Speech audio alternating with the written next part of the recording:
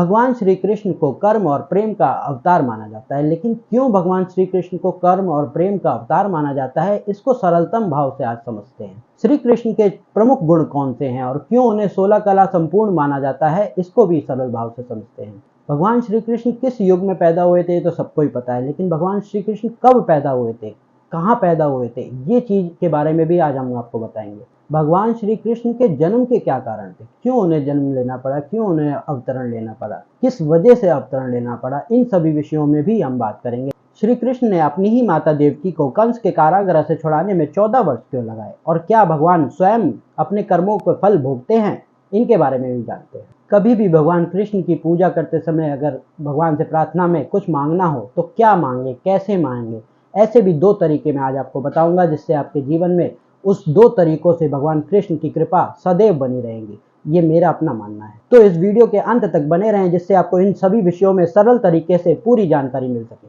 तो चलिए शुरू करते हैं। मेरा नाम रजत मिश्रा। आज आपका फिर से स्वागत है मेरे चैनल गणक ज्ञान पर।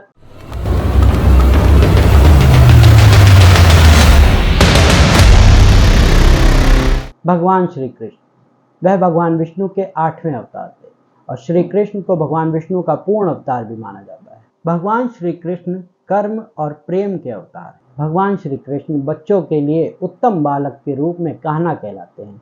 यही भगवान कृष्ण युवाओं के लिए परम आदरणीय सखा के तौर पर कन्हैया कहलाते हैं तथा बुजुर्गों के लिए आनंदमय प्रेरणा के स्रोत तथा गुरु स्वरूप कृष्ण कहलाते हैं। भगवान श्री कृष्ण को 16 कला संपूर्ण क्यों कहा गया है? जैसे भगवान श्री राम 14 कला संपूर्ण थे और सूर्यवंशी थे, वैसे ही भगवान श्री कृष्ण 16 कला संपूर्ण है और चंद्रवंशी है।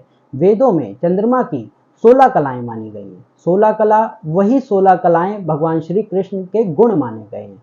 वह गुण कौन से हैं? कर्तव्यवान, ज्ञान, प्रेम, युद्ध नीति, कूटनीति, चमत्कार, भविष्यवक्ता, वादन, नृत्य, नाट्य, गुरुत्व, सौंदर्य, चतुराई, आकर्षण, गीतकार, क्रीड़ा, यह सब गुण सम्मिलित हैं। इन्हीं गुणों को भगवान श्री कृष्ण की 16 कलाएं शास्त्रों में कहा गया है। श्री कृष्ण का अवतरण द्वापर युग के अंत में हुआ था। माना जाता है कि 18 जून 3227 ईसा पूर्व मध्य रात्रि 12 बजे भगवान कृष्ण का जन्म हुआ था।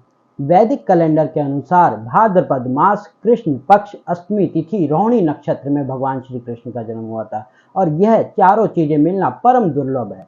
जब भी यह चारों चीजें मिलेंगी तो बहुत ही अति शुभ इसको माना जाता है। भाद्रपद मास कृष्ण पक्ष अष्टमी तिथि रोहिणी नक्षत्र, इन चारों का मेल होकर श्री कृष्ण का पूजन करना परम सौभाग्य की बात मानी जाती है। भगवान श्री कृष्ण का जन्म मथुरा में कंस के कारागृह में हुआ था। श्री कृष्ण की पृथ्वी पर कुल आयु 125 वर्ष 8 माह और 7 दिन तक रही, जबकि महाभारत के युद्ध में वह 89 वर्ष के थे और उसके बाद भी उन्होंने 36 वर्षों तक द्वारका नगरी का राज्यभार संभाला था। भगवान श्री कृष्ण के जन्म के प्रमुख 4 कारण थे। 4 कारण की वजह से उन्होंने पृथ्वी पर अवतरण लिया था। पहला कारण, कर्मों के फल देने के लिए, सभी को उनके कर्मानुसार फल देना, वो भी इस तरीके से कि उन्हें ज्ञात हो सके कि उन्हें किन कर्मों के फल मिल रहे हैं। मतलब उन्हीं के कर्मों की अनुभूति दिलाते हुए उन्हें सबक सिखाना। जैसे कि युद्ध में चमत्कारिक छल करना इसी का परिणाम था। आपने देखा ही होगा, छल का आश्रय यदि धर्म है तो छल भी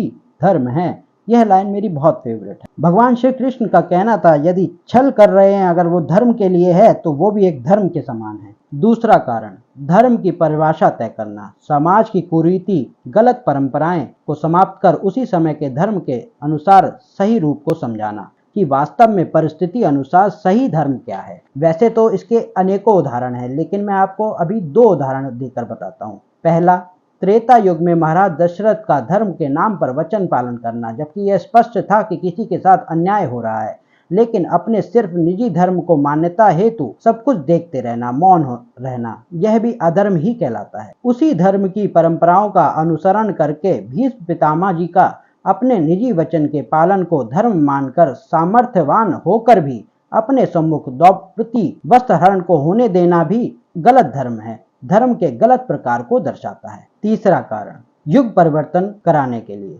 द्वापर युग के अंतिम काल में युग परिवर्तन में बाधा बन रहे अधर्म के साथ खड़े लोगों को समाप्त करने के लिए, नए युग के आगमन की नींव रखने के लिए, जो कि कंस, जयद्रथ, जरासंध, अश्वत्थामा, दुर्योधन, कर्ण, शकुनी जैसे लोगों के रहते समस्त आर्यवर्त की प्रजा उनके अत्याचारों से मुक्त होकर धर्म की उत्तम व्यवस्था कर कलयुग में प्रवेश करना, यही भगवान के जन्म का तीसरा कारण था।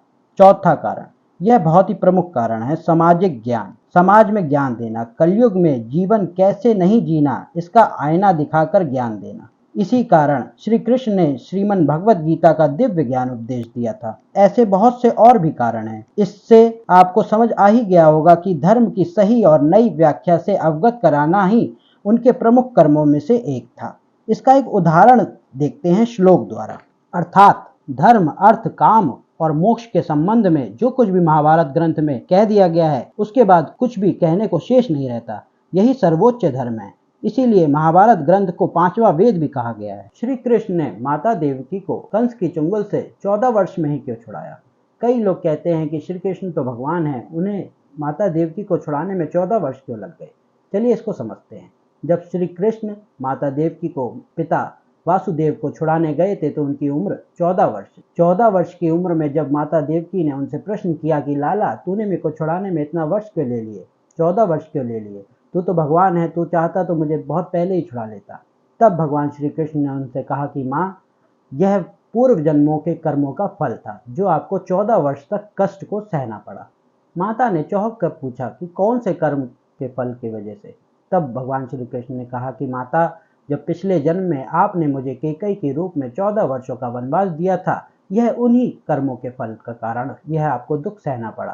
कर्मों के फल से कोई नहीं छूट सकता। माता आश्चर्यचकित रह गई। फिर उन्होंने प्रश्न किया कि यह यशोदा पिछले जन्म में कौन थी जिसको तेरे रूप में इतना सुख, पुत्र सुख मिला? तब भगवान श्री कृष्ण ने कहा कि माता, यह वही कौशल्या माता हैं जिन्होंने पिछले जन्म में 14 वर्षों तक अपने पुत्र से अलग रहने का दुख कष्ट भोगा था। इसीलिए इस जन्म में मैं उनके पास 14 वर्षों तक रहा और उनको पुत्र सुख प्राप्त करवाया। भगवान श्री कृष्ण ने भी अपने पूर्व जन्म के कर्मों को भोगा है।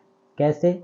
भगवान श्री कृष्ण जब पिछले जन्म में भगवान श्री राम थे तब उन्होंने छिपकर बाली पर तीर चलाया था। वही बाली द्वापर युग के इस जन्म में जरा नाम से जन्म लेकर कृष्ण पर छिपकर तीर चलाया था और उसी तीर के वजह से भगवान श्री कृष्ण की मृत्यु हुई थी। और जब भगवान श्री कृष्ण की मृत्यु हुई थी तब वह सोमनाथ में विराजमान। भगवान श्री कृष्ण के पूजन या प्रार्थना करते समय भगवान से क्या कहें? भगवान से यही कहें कि हे कृष्ण जी महाराज, मैं आज आपकी पूजा कर रहा हूँ, प्रार्थना कर रहा हूँ, मेरी पूजा को स्वीकार करें, मुझे आशीर्वाद दें, मेरे जीवन में आप कर्म रूप में और प्रेम रूप में वास करें, जिससे मेरा जीवन कर्मोत्तम और प्रेममय हो जाए। ऐसी मेरी आपसे प्रार्थना है। दूसरा, किसी भी पूजा में यह चीज़ मैं हर वीडियो में आपको बताता हूँ कि मंत्रहीनम क्रियाहीनम भक्तिहीनम, ना मुझे मंत्र पता, ना क्रिया पता, ना भक्ति पता कि किन मंत्रों से आप खुश होते हो, क्या क्या करने से आप खुश होते हो, कितनी भक्ति पर आप खुश होते हो।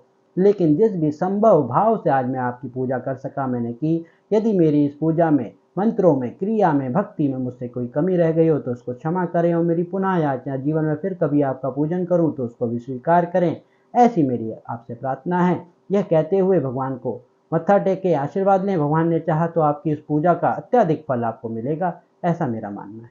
आशा करता हूँ आपको वीडियो पसंद आई होगी। अगर वीडियो में कोई भी नई जानकारी मिली हो तो चैनल को सब्सक्राइब करें, वीडियो को लाइक करें और कमेंट में बताएं कि कौन सा वीडियो का भाग आपको सबसे ज़्यादा अच्छा लगा। और आपके अगर कोई प्रश्न हो इस वीडियो से संबंधित या और भी कोई प्रश्न हो तो उसके लिए कमेंट कर सकते हैं। धन्यवाद।